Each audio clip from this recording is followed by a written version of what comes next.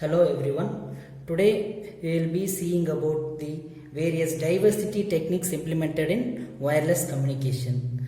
For that, first we have to know the basic principle behind the diversity. For that, we will see just a simple example on diversity. Consider a transmitter and a receiver. In order to transmit a signal from the transmitter to the receiver, we need a path. This is nothing but this single LOS means line of sight. A single line of sight path. Suppose if the signal gets a deep fade in between the transmitter and the receiver, then we can say that there is a connection loss in between the transmitter and the receiver. For that, we need an alternative path, that is an extra direction or path to transmit the signal from the transmitter to the receiver. That is, we need multiple paths. For that, we are going into the concept known as diversity. There are many paths. Consider a transmitter and a receiver. Let us consider there are 4 different paths available. If the first and the third, now here the first and the third line of sight component has a deep fade. This means that the signal cannot be transmitted through the path 1 and the path 3. The signal can take the alternate path through the second channel and the fourth channel. Second and the fourth channel. This is nothing but the diversity concept. Here, even though there is deep fade in the first and the third propagation path, there is alternate path in the second and the fourth channel. Through that, the signal can be transmitted from the transmitter to the receiver without any obstruction, so that there is no degradation in the signal. Also, there are multiple paths, that is, the system has diversity. This is known as diversity concept. Next, we can come into the topic. First, in order to improve the quality of the wireless communication link at low cost. At low cost means even though the system has bandwidth and power, without increasing the system bandwidth and power, we will be increasing the quality of the wireless communication by implementing diversity technique. Next, it is also used to develop information from several signals transmitted over independent fading path. That is, each signal will be transmitted to an independent path. At the receiver side, we will be collecting all the several signals transmitted from the transmitter, and at the receiver side, we will be receiving the signal which has high signal to noise ratio based on our convenience. Next, in order to we have to combat the fading channel impairments. For that thing also, we are going for the concept known as diversity. The main idea behind the diversity technique is we will be combining multiple signals. Already we are in the principle of diversity technique, I have said that we will be combining multiple signals to reduce deep fades. In order to reduce the deep fade, we need multiple paths.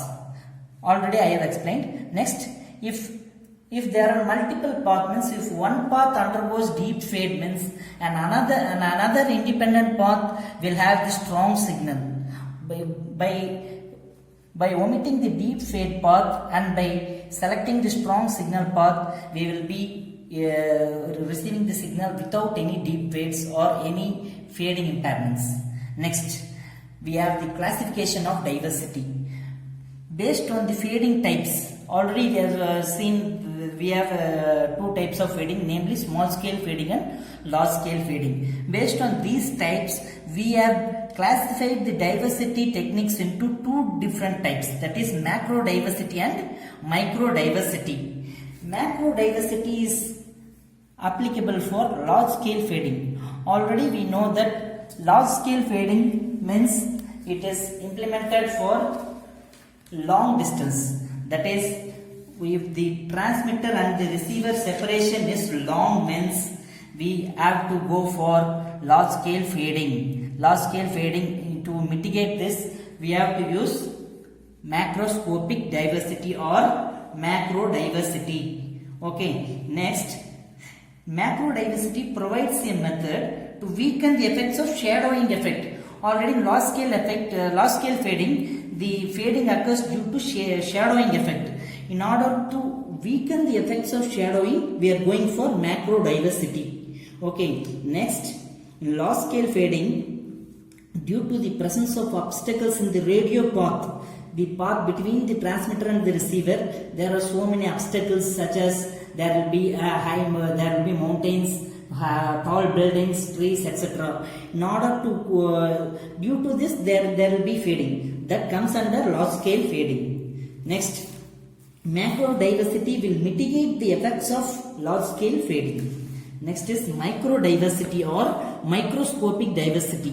Next, in this, the small scale fading effect can be mitigated. Next, same as the macro diversity, the macro diversity provides provide a method to weaken the effects of shadowing, but in micro diversity it will weaken the effects of multipath fading. Already we know that small scale fading is due to multipath fading effects. Here in small scale fading, in order to mitigate the effects of multipath fading, we have implemented microscopic diversity.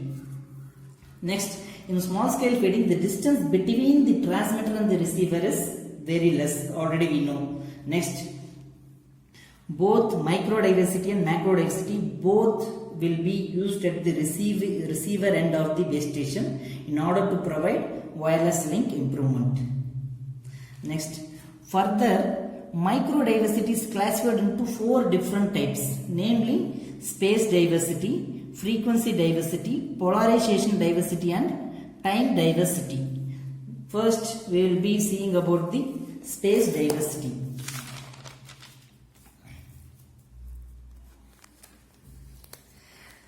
Space diversity, it is also known as spatial diversity or antenna diversity.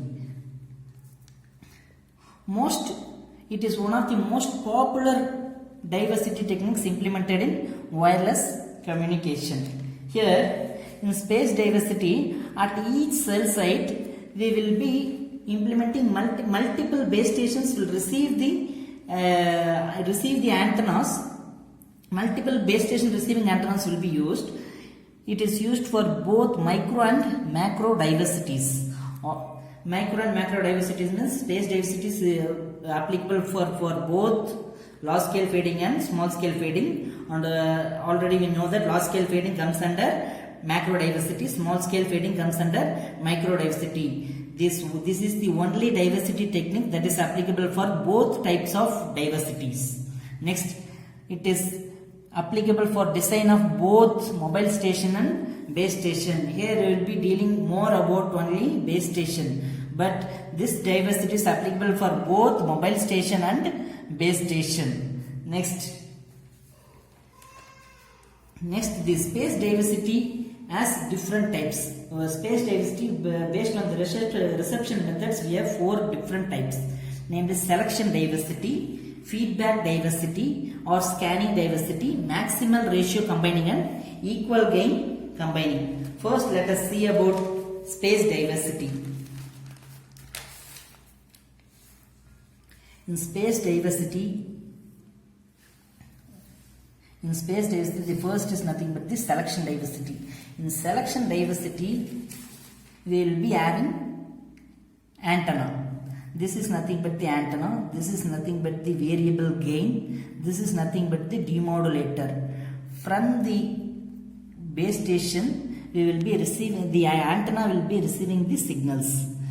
The first antenna will receive the signal. Similarly, the second antenna up to M. Based on our convenience, we can increase or reduce the antennas. And the gain, here the variable gain is used to change the gain of the antenna. The antenna has gain